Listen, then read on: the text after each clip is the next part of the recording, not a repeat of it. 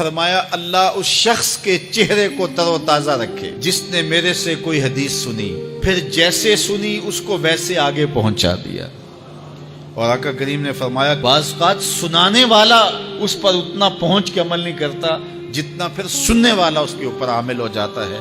تو جب حضور نے دعا دی ہے کہ اللہ اس شخص کے چہرے کو تر و تازہ رکھے جس نے میری حدیث کو، میرے فرمان کو سنا اور ایسے ہی آگے پہنچا دیا، تو پھر موت کی سختیاں بھی اس کے چہرے کی تر و تازگی ختم نہیں کر سکتی، پھر قبر کے لمحے بھی اس کے چہرے کی تر و تازگی کو ختم نہیں کر سکتے۔ حشر کے دن لوگوں کے چہرے مرجھائے ہوں گے، جس کو رسول اللہ کی دعا ہے اس کا چہرہ اس دن بھی تر و تازہ ہو۔ تو حضور علیہ الصلوۃ والسلام کے فرامین کو سننا، دیکھیے جو تفصیلی علوم ہیں ان کو حاصل کرنا، سیکھنا یہ ہر ایک کے لیے فرض نہیں ہے، لیکن جو ضروریات دین ہیں ان کو سیکھنا یہ فرض عین ہے، یہ ہر ایک کے اوپر فرض ہے۔ اگر کوئی نہیں سیکھتا تو وہ گنہگار ہے، اور اس میں نماز کے مسائل ہیں، روزے کے مسائل ہیں، حج کے مسائل ہیں، زکوٰۃ کے مسائل ہیں، اگر کاروبار کرتا ہے تو بیع و شراء کے مسائل ہیں، اور کفر اسلام کی ضروری باتیں ہیں کہ کفر کیا ہے، اسلام کیا ہے۔ تو یہ ساری ضروری چیزیں جو ہیں ایمانیات سے جو تعلق رکھتی ہیں، ان کا سیکھنا جو ہے ضروری علوم کا، یہ ہر ایک کے اوپر فرض ہے۔ تو اس لیے آپ لوگ اپنا وقت کچھ نکال کر کے جو ہے وہ اس کے لیے صرف کریں، اور ضروریات دین سیکھنے کے لیے کچھ فرصت کے لمحے نکالیں۔ لوگ کتنے طویل ڈپلومے کرتے ہیں، کاروبار سیکھتے ہیں، کن علوم میں مہارت ہے جو ہمارے لیے بالکل غیر ضروری ہے۔ کسی نوجوان کے پاس بیٹھ جاؤ نا تو وہ تمہیں بتائے گا کہ کس کرکٹر نے کس میچ میں کتنے سکور کیے تھے، لوگوں کی یہاں تک معلومات ہیں۔ اور وہ 15 سال پرانا میچ ہے، اس کے اندر کس نے کتنے آؤٹ کیے تھے، کتنے وکٹیں لی تھیں، کتنے جو ہے وہ اس نے سکور کیے تھے، اور اس کی پوری زندگی کے سکور کتنے ہیں، کیسی کیلکولیشن ہے، اور کس قدر لوگوں کا پکا حساب ہے۔ یہ وہ چیز ہے جس کا نہ دنیا میں فائدہ نہ آخرت میں فائدہ، لیکن دلچسپی ہے نا، جس چیز سے دلچسپی ہو تو وہ چیز خود بخود ازبر ہوتی چلی جاتی ہے۔ دلچسپیاں انسان کو جو ہے وہ کسی چیز کو یاد کرنے میں مدد دیتی۔ ایک عرب شیخ کہہ رہا تھا کہ ہم ماضی میں پڑھتے تھے کہ ہمارے اسلاف، ہمارے بزرگ ایک رات میں پورا قرآن ختم کر لیتے تھے۔ تو وہ کہتا ہے میں سوچتا تھا کہ ساری رات قرآن بندہ پڑھتا رہے تو کس طرح ممکن ہے؟ تو کہتا ہے میں اپنے بچوں کو دیکھتا ہوں کہ وہ جو ہے وہ موبائل کے ساتھ لگے رہتے ہیں، اور فجر کی اذان ہو جاتی ہے تو وہ تب چونکتے اچھا رات گزر گئی۔ تو میں کہتا ہوں نوجوان کی دلچسپیاں کچھ اور ہیں، اور وہ بھی اس شغف کی وجہ سے ایسا کھبا کہ رات گزر گئی اور اس کو پتہ ہی نہ چلا۔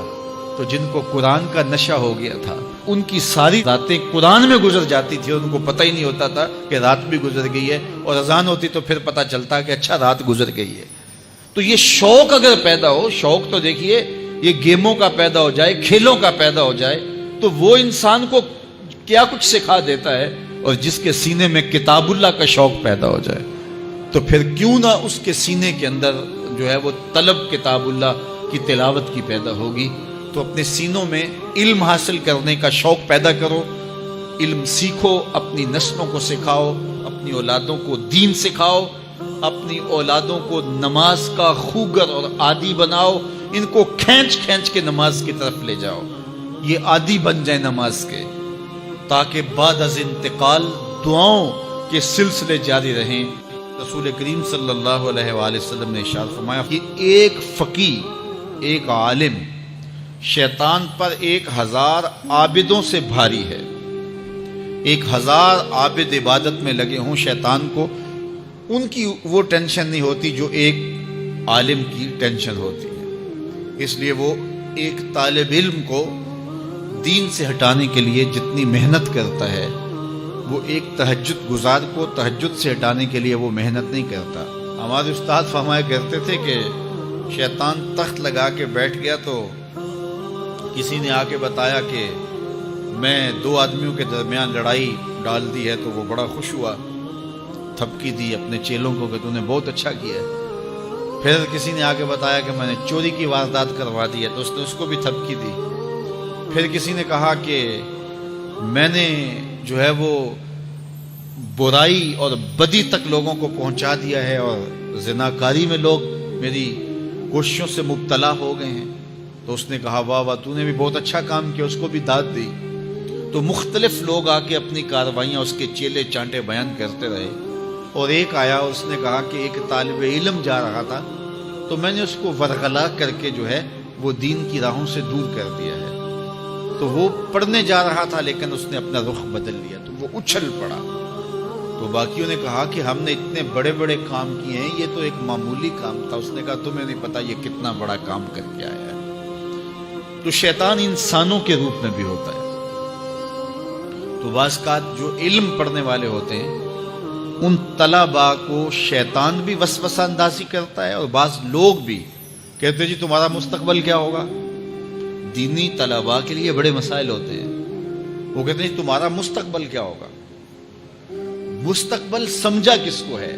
45 سال زندگی کو ہے ٹوٹل جو زندگی ہے ہماری, یہ ایوریج زندگی نکالی ہے, کسی کی 60 سال بھی ہو جاتی ہے لیکن ایوریج کہتے ہیں 45 سال یہاں زندگی ہے. اس میں چوتھا حصہ یا تیسرا حصہ تو سو کے گزرتا ہے نا. 8 گھنٹے بھی دن رات میں سوئیں آپ تو 45 سال زندگی میں سے 15 سال نکل گئے, باقی 30 سال رہ گئے زندگی کے. اس میں بھی 8 سال بچپن کے نکال لو. وہ میرے ایک دوست نے بڑا حساب لگا کے نا تو وہ کہتا ہے 16 سال بچتے ہیں ٹوٹل. جب 45 سال ایوریج زندگی ہے تو جو زندگی گزرتی ہے بھرپور وہ 16 سال ہے. تو میں کہتا ہوں کہ ایک سال جو ہے وہ یہ سیلفیوں کا بھی نکال لو, یہ بھی ہر جو ہے وہ آدھے گھنٹے کے بعد 5 منٹ یہ بھی صرف ہوتے ہیں. تو 15 سال 16 سال ٹوٹل زندگی ہے. اس کو مستقبل سمجھا جاتا ہے. اصل مستقبل کون سا ہے؟ اللہم ان العیش عیش الآخرہ. میرے حضور فرماتے ہیں اصل زندگی تو آخرت کی زندگی ہے. تو ہم اگر مستقبل اس کو قرار دے دیں اور یہ ساری زندگی جد و جہد کی زندگی قرار دیں اور آخرت کی کھیتی میرے حضور نے فرمایا تو پھر مستقبل کا تصور ہی بدل جاتا ہے. دیکھیے اس 10-15 سالوں کو 20 سال لگا لیں ان کو اچھا گزارنے کے لیے. ایک انجینئر ہے, ایک ڈاکٹر ہے اور مختلف علوم و فنون کا حاصل کرنے والا ایک بزنس مین ہے, کتنی محنت کرتا ہے. جوانی جیسے حسین لمحے وہ دن رات ایک کر کے گزار دیتا ہے. عزیزوں کی شادی قریب ہے لیکن وہ نئی شادی پہ پہنچا جی بس وہ اس کا بڑا حساس معاملہ ہے تعلیم کا. تو اس نے خوشیاں چھوڑ دیں, عیدیں چھوڑ دیں, گھر سے دور رہا. کیوں جی میرا مستقبل سنور جائے. اپنے کیریئر کو بنانے کے لیے, اپنے کاروبار کو کھڑا کرنے کے لیے کس کس محنت کے اندر اس نے صرف کیے, اور مستقبل کتنا ہے. اور وہ بھی آرام سے نہیں پھر بیٹھ جانا, اس محنت کے بعد پھر اس مستقبل کے اندر بھی محنت مسلسل باقی رہے گی. لیکن وہ جو زندگی ہے جو حقیقی مستقبل ہے اس میں عمل نہیں ہے, حتیٰ کہ اس میں نمازیں بھی نہیں ہیں. آخرت کی زندگی کے اندر ہمارے لیے نمازیں بھی نہیں ہوں گے, روزے بھی نہیں ہوں گے. پھر ٹینشن فری زندگی ہے. وَلَكُمْ فِيهَا مَا تَشْتَهِي أَنفُسُكُمْ, جو دل میں آئے گا سامنے پڑا ہوا ہوگا. یہاں تو حسرت میں زندگی گزر جاتی ہے نا کہ یہ چیز مجھے مل جائے, اور ملتی اس وقت ہے جب اس کی خواہش ہی ختم ہو چکی ہوتی ہے. لیکن وہاں جو آرزو کرے گا, ابھی آرزو خانہ ذہن میں ہوگی, ابھی ذہن سے دل میں اتر کر کے دل کو بے چین نہیں کرے گی کہ وہ خواہش پہلے پوری ہو چکی ہوگی. تو اصل زندگی تو وہ زندگی ہے. تو اس لیے شیطان یہ بہکاتا ہے کہ میاں یہ زندگی کیسے گزرے گی.